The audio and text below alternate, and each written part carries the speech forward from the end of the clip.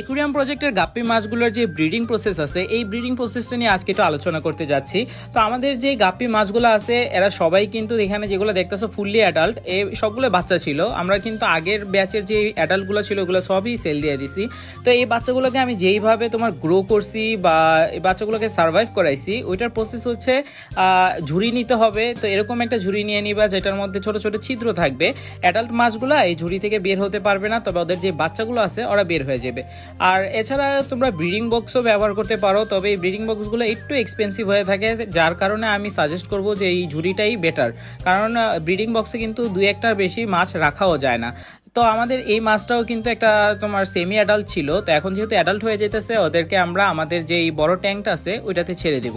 তো গাপ্পি মাছ যেহেতু live বিয়ারের fish, ওদের বাচ্চা ওরা নিজেরা খেয়ে ফেলে, তাই এই সিস্টেমে যদি তোমরা ব্রিডিং করাও তাহলে দেখবে একটি মাছের বাচ্চাও আর মারা যাবে না।